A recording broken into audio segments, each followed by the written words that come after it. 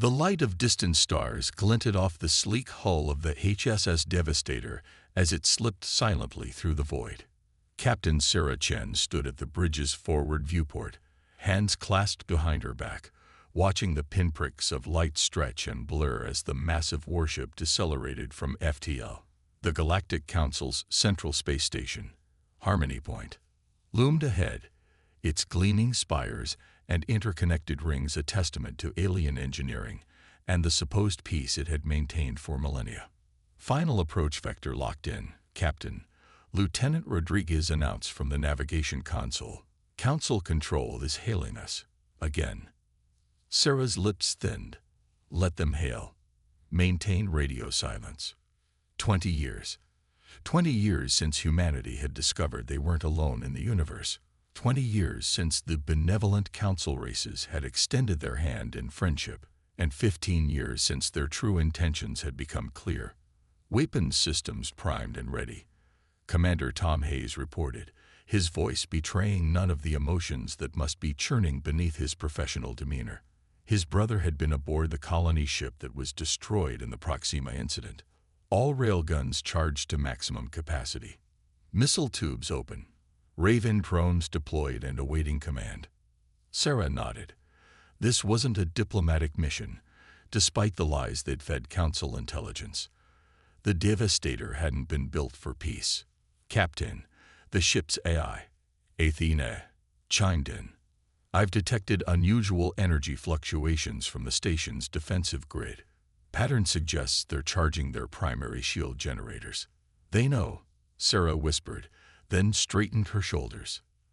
They were bound to figure it out eventually. Doesn't change our mission. The bridge crew exchanged glances. They all knew what was at stake. Each wore the same determined expression, the look of people who had lost too much to turn back now. On the main view screen, the station grew larger. Its outer ring was bustling with activity. Ships of various council species docking and departing in an intricate dance of interstellar commerce and diplomacy. For centuries, the 12 founding races had ruled this section of the galaxy, deciding which species were worthy of uplift, of trade rights, of a voice in galactic affairs. Humanity had been deemed too volatile, too unpredictable for full membership. A probationary status was the best Earth could hope for, they were told. But the reality had been far worse. Don't you remember the first contact, Hayes? Sarah asked, still watching the station grow larger in the viewport. Like it was yesterday, Captain, he replied. I was still in the academy. They landed in New York. Everyone thought it was the beginning of a golden age. A golden cage is more like it. Lieutenant Kara Wright muttered from her communication station. My sister was on Europa when they accidentally released that pathogen. Council called it an unfortunate mishap. 2 million colonists dead. Just a mishap. Sarah turned to face her crew. These were Earth's finest. Survivors, fighters, the last hope for a species that had discovered too late the true nature of galactic politics. The Council has had thousands of years to perfect their system, she said. Find promising species, guide their development, extract their resources, and if they show too much potential, she didn't need to finish the thought. Everyone on the bridge knew the pattern. The extinct civilizations whose ruins dotted Council space, the natural disasters, and tragic accidents that always seemed to befall species that developed too quickly or questioned Council authority. We're entering their weapons range, Captain, Rodriguez reported. Hold course. Sarah returned to the viewport. Athena, initiate Protocol Thermopylae. Protocol Thermopylae engaged. The AI confirmed. Quantum entanglement communicators activated.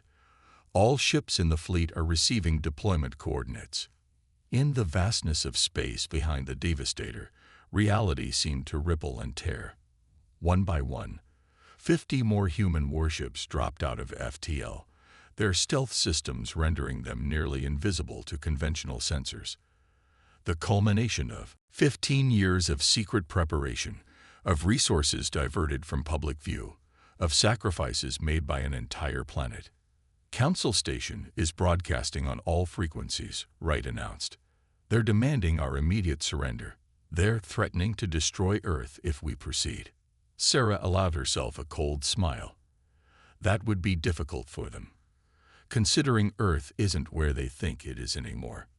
The bridge crew's expressions hardened. The Council didn't know about the evacuation, about the colony fleets that had scattered to the stars beyond Council space. They didn't know about the technological leaps humanity had made once they realized the truth. That innovation was not merely discouraged, but actively sabotaged by their mentors. 1 minute to optimal strike range, Hayes reported. Sarah nodded and opened a channel to the entire fleet. All ships, this is Captain Chen. The Council believes they can control us through fear. They believe we'll surrender rather than risk extinction. They've made this calculation for thousands of species before us. She paused, watching as the station's defensive batteries began to swivel toward the approaching human fleet. But they've never faced humans before. We don't bow to tyrants. We don't accept cages, no matter how gilded. And we sure as hell don't let anyone threaten our home. On the view screen, Council ships were scrambling, moving into defensive formations. Alarms would be blaring throughout Harmony Point. The supposedly immortal counselors who had directed the fates of countless species would be rushing to their escape pods. They took everything from us, Sarah continued, her voice steady despite the weight of what they were about to do. Our sovereignty, our resources, our future. They called us violent, unpredictable, dangerous, and then gave us every reason to become exactly what they feared. The first defensive shots from the station lanced out, dissipating harmlessly against the Devastator's shields. Shields built with technology the Council didn't know humans possessed. All ships, weapons free, Sarah ordered. Show them what humanity does to empires that underestimate us. As the first salvos from the human fleet streaked toward Harmony Point, Sarah Chen thought of Earth, not as it was now, evacuated and quiet, but as it had been. Vibrant, diverse, resilient. A planet of people who had fought each other for millennia, but who, when faced with an external threat, had united with a single purpose. The Council had made a fatal error. They had judged humanity by their standards, by the reactions of species who had surrendered to Council authority out of fear or pragmatism. They never understood that humans, cornered and threatened, wouldn't cower. They would fight.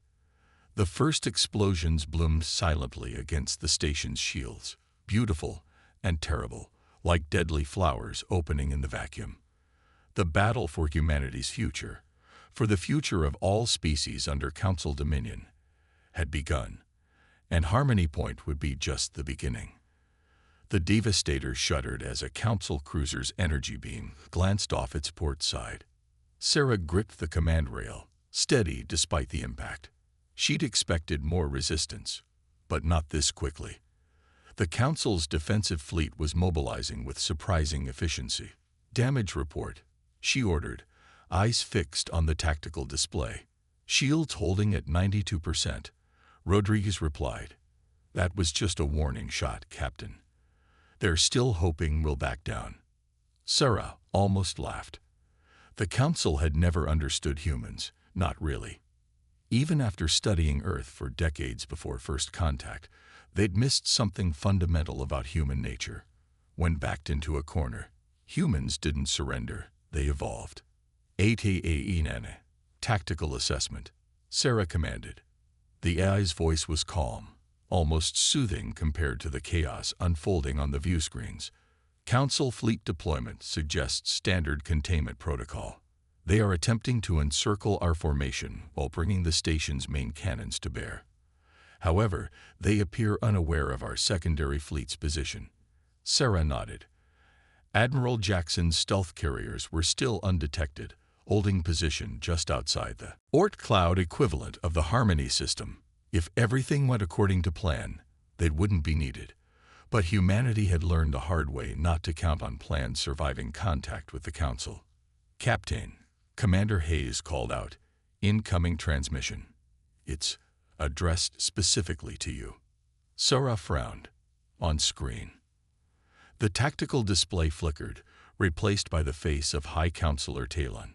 His blue, scale-rimmed eyes showed no emotion, typical of the Vedrian species that had founded the Council millennia ago. The four tentacle-like appendages framing his face pulsed with bioluminescent patterns that Sarah had learned to recognize as extreme agitation. Captain Chen. The alien's voice was melodious yet cold. This unprovoked aggression violates every tenet of galactic law.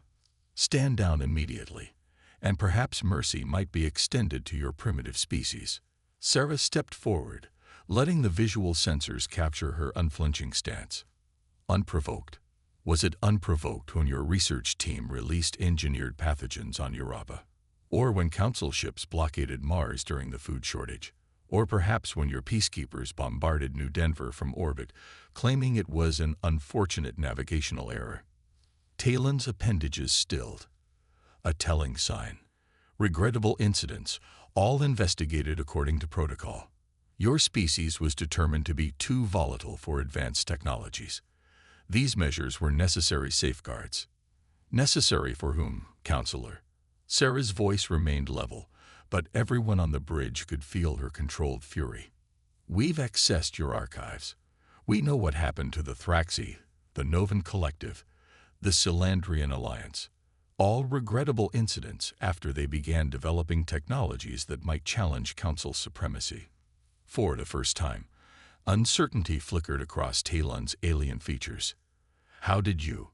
You should have been more careful about who you hired to maintain your quantum databases. Sarah cut him off. Turns out humans are particularly good at information technology. Even your supposedly secure archives couldn't keep us out forever. Around her, the bridge crew maintained their posts with disciplined focus, but she could sense their satisfaction. The years of infiltration, the countless operatives who'd sacrificed everything to gather intelligence, it hadn't been in vain. Talon's composure slipped further. Whatever you think you know, you cannot hope to stand against the combined might of the Council.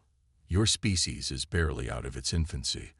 The technologies you're displaying now, they should be beyond your reach. That's your fundamental mistake, Sarah replied. You assumed we needed your guidance to advance. You never considered that by trying to control us, you forced us to innovate in ways we never would have otherwise. The transmission abruptly cut off as the station fired its main defensive array. Beams of concentrated energy lanced toward the human fleet, only to be absorbed or deflected by shields that shouldn't have existed according to Council knowledge. They're targeting our support vessels, Hayes reported, hands flying over his console. The Moscow and Santiago are taking heavy fire. Sarah nodded grimly. Signal the fleet to execute Pattern Hydra and launch Ravian Squadrons 1 through 5. The human formation split apart in a choreographed dance of evasive maneuvers. Smaller, faster ships darted between the larger warships, making targeting solutions nearly impossible for the Council gunners. Meanwhile, hangar bays throughout the fleet disgorged swarms of ray-gun drones, remotely activated vector engagement nodes, each barely larger than an old Earth fighter jet, but carrying weaponry that could cripple a Council cruiser. Lieutenant Wright. Sarah turned to communications. Initiate broadcast sequence Alpha. All frequencies, all languages in the Council database. Wright's fingers danced across her console. Broadcasting now, Captain. Throughout Council space, on every ship, station, and colony world, communication systems suddenly overrode their programming.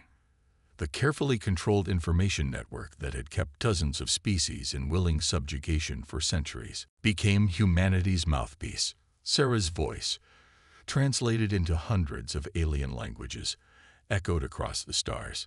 To all species under Council rule. For centuries, you have been controlled, manipulated, and held back from your true potential. The Council does not protect, it dominates. It does not guide, it imprisons. Today, humanity breaks these chains, not just for ourselves, but for all who wish to determine their own destiny. On the tactical display, Sarah watched as confusion spread through the Council fleet. Some ships maintained their attack vectors, but others hesitated, their formations becoming ragged. They're jamming our broadcast, Wright reported after a few minutes. Doesn't matter, Sarah replied. They can't jam what's already been heard.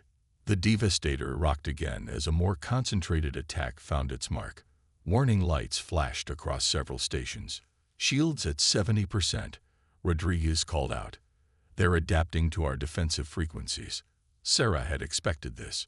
The Council's technological edge hadn't disappeared. Humanity had simply closed the gap faster than anyone thought possible. ATAENA. Execute targeting package Sierra 9, she ordered. Focus on their command and control nodes. Targeting solutions acquired. The AI confirmed. Firing. From the Devastator's main batteries, streams of hyper-accelerated particles, technology reverse-engineered from a crashed Council scout ship, streaked toward carefully selected points on Harmony Station. Not indiscriminate destruction, but surgical strikes against the communications arrays and defense coordination centers. Impact in 3, 2, 1. Hayes counted down. The station's exterior remained largely intact, but Sarah knew the damage was done. Secondary explosions rippled across its surface as overloaded systems cascaded into failure. Their defensive grid is destabilizing, HFY reported. Estimated 18 minutes until complete failure. Sarah nodded, watching as the Council fleet's coordinated defense began to fragment without central command. She turned to her crew, these men and women who had trained for years for this moment. Phase 1 complete, she announced. Prepare boarding parties. The real battle, and the true test of humanity's resolve, was just beginning. The corridors of Harmony Station echoed with weapons fire, and the shouts of both human and alien voices. Sarah led her strike team through the twisted metal passages, each step bringing them closer to the station's central chamber, the heart of Council governance. Intelligence gathered over years had pinpointed this location as their primary target. Contact front, shouted Lieutenant Devi Sharma, the team's point operator. The burst of energy fire scorched the wall beside them as the squad took cover behind a collapsed support beam. Council peacekeepers, Hayes confirmed, peering around the edge with a tactical scanner. Looks like Vedrian elite guards. They're dug in at the junction ahead. Sarah checked her weapon, a modified pulse rifle that had started as Council tech before human engineers rebuilt it from the inside out. Athena, station status. The AI's voice came through her neural implant, another technology the Council had tried to keep from human hands. Human forces have secured 62% of critical systems. Engineering and life support are under our control. However, resistance is intensifying near the Council chambers, and I'm detecting unusual energy fluctuations in the central core. Sarah exchanged glances with Hayes. They both knew what that meant. The Council was preparing something desperate. Right. What's the fleet situation? Sarah asked through her comm. The Council's defensive line is breaking, Captain, came Wright's voice from the Devastator. But long-range sensors are picking up reinforcements jumping in system. Estimate 20 minutes until they arrive in force. Sarah nodded to herself. It would be enough time. Barely. Team, we push through on my mark, she ordered, loading a specialized breaching round into her weapon's underslung launcher. Remember, we need at least 3 counselors alive. The data means nothing without their biometric verification. The squad tensed, ready to move. These weren't just soldiers, they were humanity's finest. Specialists who had trained for years for this exact mission, each carrying the memory of Earth's losses as fuel for their determination. Sarah fired the breacher. The specialized round detonated against the peacekeeper's position, releasing a cloud of nanites that temporarily disrupted their shield technology. Another human innovation, born from reverse-engineered Council tech. Move. They surged forward as one, crossing the exposed junction in seconds. The Vedrian guards, momentarily vulnerable, fell back under the precise fire of the human squad. Sarah noted with grim satisfaction that her people were using stun settings where possible, not out of mercy, but necessity. They needed the station relatively intact. 3 more junctions, 2 more firefights, and finally they reached the ornate doors of the council chamber. The massive portal was sealed tight, its surface inscribed with the symbols of the 12 founding races. "Charges set," announced Corporal Chen Wei, the demolitions expert, as he placed specialized breaching devices along the seam of the doors. "Ready on your order, Captain." Sarah held up her hand, listening to HFY's tactical feed. Throughout the station, other human teams were securing their objectives: the quantum database, the communications hub, the defense nexus. 15 years of planning, all culminating in this moment. "Captain," Athena's voice held an unusual note of urgency. "I've analyzed the energy readings from the central chamber. They appear to be activating a purge protocol." Sarah's blood ran cold. Specifics. The pattern matches restricted files recovered from Council archives. Designated Omega Contingency. If activated, it would trigger a controlled quantum collapse, erasing all data in their systems and potentially destabilizing the station's structural integrity. "They're going to destroy everything rather than let us have it," Hayes muttered. Sarah nodded grimly. "How long?" "Based on the energy buildup, approximately 3 minutes until irreversible initiation." Sarah looked at her team. These men and women who had risked everything for this mission, for a chance to free not just humanity, but all the species manipulated by the Council for millennia. "Change of plans," she announced. "Wei, recalibrate those charges for maximum effect." "Hayes, alert all teams to begin immediate evacuation to fallback positions." "Captain," Hayes questioned, even as he began relaying the orders. Sarah checked her weapon one last time. "I'm going in alone. The Council won't expect that. They'll be prepared for a full tactical team." "That's suicide," Hayes protested. Sarah smiled thinly. "Only if I fail." She tapped her neural implant. "Athena, transfer your core functions to my portable system. I'll need you in there." As Wei finished adjusting the charges, Sarah squared her shoulders. Everything. The years of secret preparation. The sacrifices, Earth's future, all of it hinged on what would happen in the next 3 minutes. "On my mark," she said, positioning herself directly in front of the massive doors. Breach. The charges detonated with a blinding flash. Sarah lunged through the smoke, weapon raised, only to freeze at the scene before her. The council chamber was vast, its ceiling stretching upward into a perfect recreation of the galactic core. But it wasn't the architecture that stopped her cold. The 12 seats of the High Council were empty. "Athena, scan for life signs," Sarah whispered, advancing cautiously into the chamber. Detecting unusual biosignatures behind the central days, the AI responded through her neural implant. "Warning. Energy readings are intensifying. Omega contingency now at 70% completion." Sarah moved swiftly toward the days, her mind racing. This wasn't right. Council protocol demanded all members remain at their posts during crisis situations, unless... A low, melodic laugh echoed through the chamber.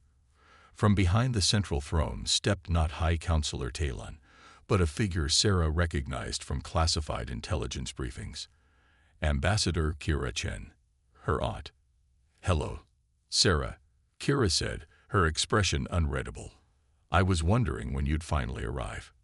Sarah kept her weapon trained on the woman who had been Earth's first ambassador to the Council, the woman who had disappeared 7 years ago, presumed dead in a Council peacekeeping action. "You're supposed to be dead," Sarah managed, fighting to keep her voice steady. Kira smiled thinly. "The Council found me more valuable alive, just as they'll find you." "Where are the counselors?" Sarah demanded, acutely aware of the countdown continuing in her neural feed. 2 minutes remaining. Gone. Emergency protocols activated the moment your fleet appeared. They're halfway to the backup facility on Proxima Secundus by now. Kira gestured to the complex equipment humming behind her. "This is merely the cleanup operation." Sarah's mind raced. Proxima Secundus, the same system where thousands of human colonists had died. The betrayal cut deep, But there was no time for feelings. "Step away from the console, Kira.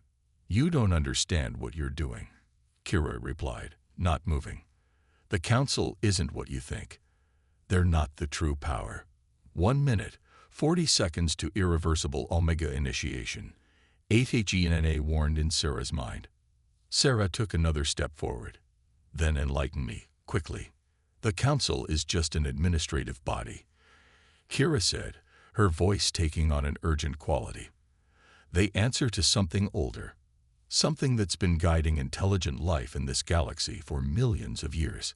A chill ran down Sarah's spine. "What are you talking about?" Kira's eyes gleamed with an intensity that bordered on fanaticism. "They call themselves the Architects. They've been cultivating species, guiding evolution itself. Humanity wasn't held back, Sarah. We were being protected." "Protected from what?" Sarah demanded, even as HFY's countdown continued in her mind. 1 minute remaining. "From what's coming," Kira whispered. "From what lives between the galaxies. The Council species learned this lesson millions of years ago, when the first wave arrived. The Architects saved them, but at a cost." Sarah's tactical training screamed that this could be misdirection, a ploy to run out the clock. But the fear in her aunt's eyes seemed genuine. 50 seconds to irreversible Omega initiation, HFY warned. "The Architects believe humanity has potential," Kira continued urgently. "But we're too aggressive, too unpredictable. This rebellion, it's exactly what they feared. You've just proven them right." The console behind Kira pulsed with increasing intensity. Sarah had seconds to decide. Trust her aunt and potentially doom humanity to continued subjugation, or stay the course and risk something worse than the Council could ever be. "Captain," Athena's voice was urgent in her mind. "I'm detecting massive energy signatures emerging from FTL at the system's edge. They don't match any known Council configurations." Sarah's blood ran cold as Kira smiled grimly. "You see, they're already here. The Harvesters have found us." Sarah's tactical mind processed everything in an instant. Athena, override authentication protocol. Access code, Chen Alpha 709. Override accepted, the AI confirmed. 30 seconds remaining. Sarah kept her weapon trained on Kira while sidestepping toward the console. "I don't believe you. The Council has manipulated too many species with convenient threats. This isn't manipulation," Kira insisted, her composure cracking. "The Harvesters are real. They consume civilizations that reach certain technological thresholds. The Architects have been hiding developing species, keeping them under specific tech ceilings." 20 seconds, HFY announced. Sarah reached the console, her free hand flying over the alien interface. "If that's true, then the Council, or these Architects, should have told us the truth. Partnership, not subjugation. Humans would never have accepted limitations willingly," Kira argued. "You're proving that right now." Sarah's fingers found the primary control node. The quantum systems responded to her touch, recognizing patterns HFY fed through her neural implant. 10 seconds. A shudder ran through the station. The chamber's lights flickered. "They're here," Kira whispered, face pale. Sarah made her decision. Athena, execute protocol Prometheus. Executing. The AI responded. Instead of shutting down the Omega contingency, Sarah's commands repurposed it, redirecting its quantum collapse into a controlled data extraction sequence. "What are you doing?" Kira demanded, lunging forward. Sarah blocked her, pinning her aunt against the console. "Getting what we came for." The central holographic display erupted with streams of data, not being destroyed, but copied, compressed, and transmitted on a quantum entanglement channel that couldn't be intercepted. The true purpose of their mission was never destruction, but information.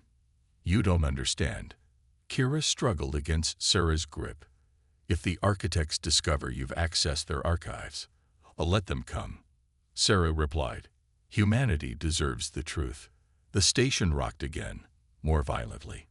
"Captain," HFY reported, Unknown vessels are engaging both human and council ships. Energy signatures match no known weapons profiles.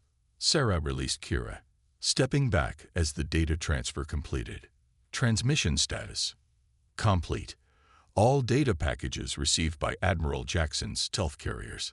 The console went dark, its purpose fulfilled. Sarah turned to her aunt. "You're coming with us. If what you're saying is true, Earth needs to hear it directly." Kira's expression changed, something like respect flickering in her eyes. "You never intended to destroy the station.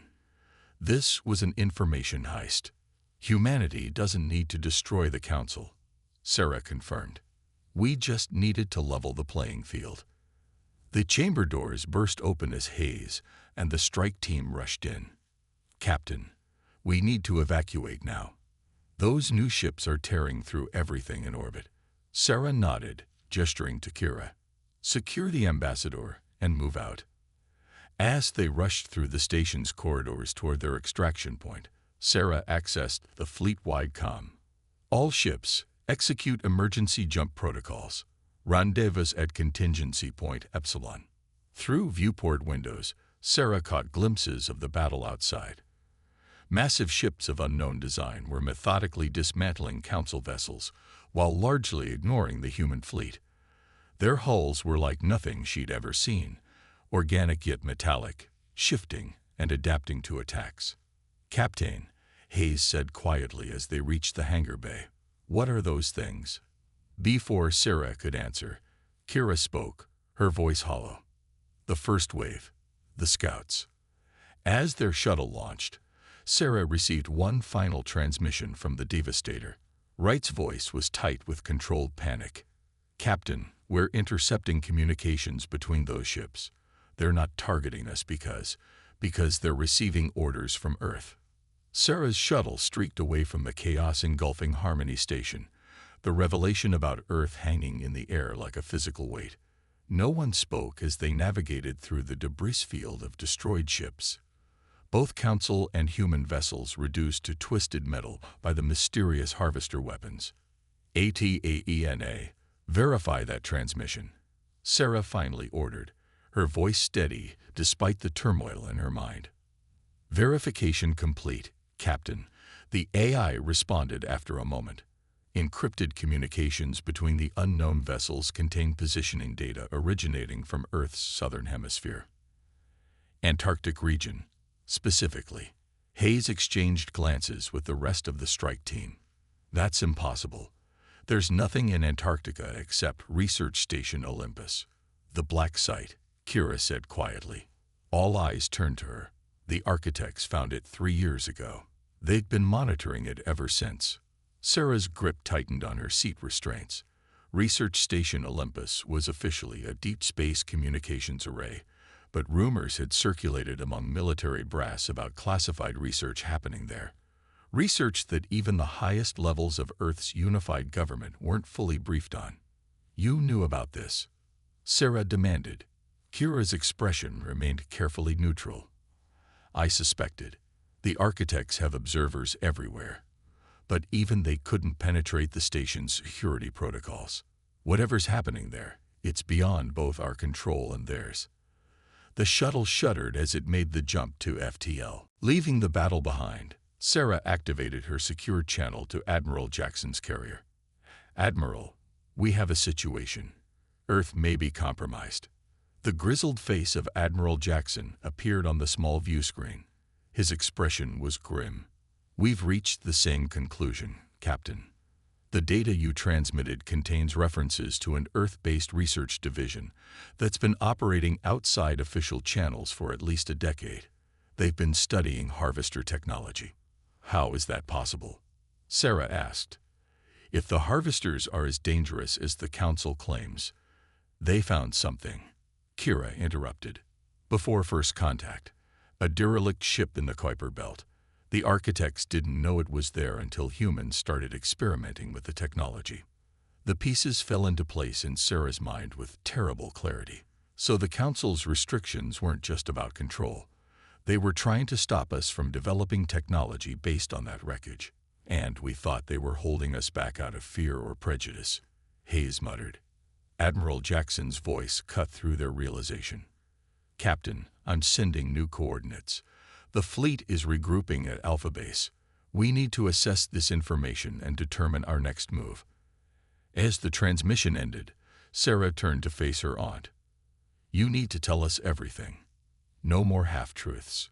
Kara looked tired suddenly, the weight of secrets visibly heavy on her shoulders. The truth is, Sarah, neither side is what they appear. The Council manipulates and controls, yes, but the architects genuinely believe they're saving the galaxy. And maybe they are. The Harvesters have destroyed thousands of civilizations before. And Earth. Sarah pressed. Your government discovered fragments of Harvester technology and thought they'd found a shortcut to galactic dominance. They never understood what they were dealing with. Kira's eyes met Sarah's. But now we have something neither side expected. What's that? The complete Architect archives. Information they've gathered over millions of years. Their weaknesses, their technologies, and most importantly, their knowledge of the Harvesters. Sarah looked around at her team, at these humans who had fought against impossible odds believing they were fighting for freedom. The mission had changed, but their purpose remained the same.